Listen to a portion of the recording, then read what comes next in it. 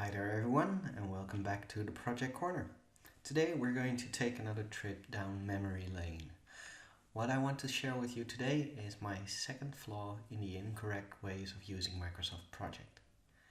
So, just like the previous one, and I'll put a link in the show notes, this is a flaw that I saw happening a lot during my consultancy days with Microsoft Project. Now I'm still doing that, so I'm still in those days actually. But this is a flaw that I haven't seen in a while, and all of a sudden two of my recent clients use this flaw as well. So this is for you guys and for everyone else that's doing this. So flaw number 2 is called capacity as activity. And what it basically entails is that instead of using a task and giving it a task's name, you give it the name of the resource that is actually going to do something. Now, very simple. On screen there is two summary tasks. One is the flaw and one is the correction. And obviously I've hidden the correction for now. If we look at the flaw itself, what we're doing here is we're writing a business case. And that business case is going to take us one. Other than the previous flaw, this has a nice dynamic schedule. So if Dave does his work for 2 days, we'll actually see that the whole schedule moves. So that is dynamic scheduling. That is very good. But what is Dave actually doing? Or what is William doing? Or what is Eric doing? We have no clue based on the information that we see in the schedule. And that is too bad, because we do want to have a full overview what these people are doing, so that we don't have to have a second schedule or an Excel sheet or anything else. Purely based on this schedule, we have no clue on what part of the business case Dave is doing. Maybe he'll do the tables of content and William does the rest and Eric wraps it up in a nice bundle. We have no clue based on the current schedule. Now let's have a look at the correction. So instead of using the names of the resources, we should actually name the activities that we're doing that. So these activities need to have a naming convention that is action based. So write a first draft, fine-tune the document, approve the document. These are all action-based task names, which is very clear right from the start that that is the activity that needs to be done. So from this screen, we can see that, okay, well, someone is going to write the first draft, someone is going to fine-tune the document, and someone is going to approve the document.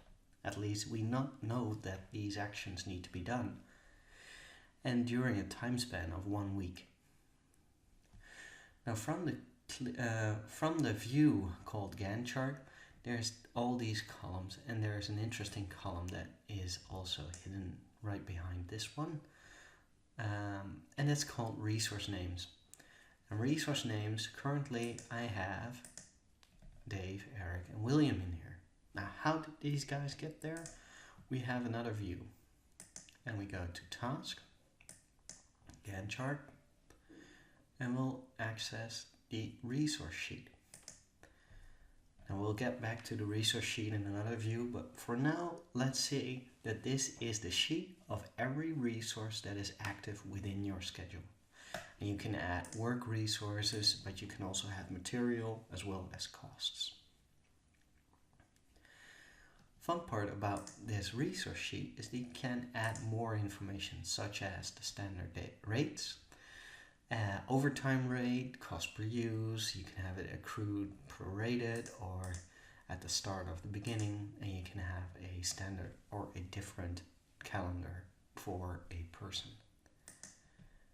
Added functionality here is that you can actually have Dave or William or Eric being a part-time resource. That can't be done with a Gantt chart view, where you have the task being the name of the task being the resource itself.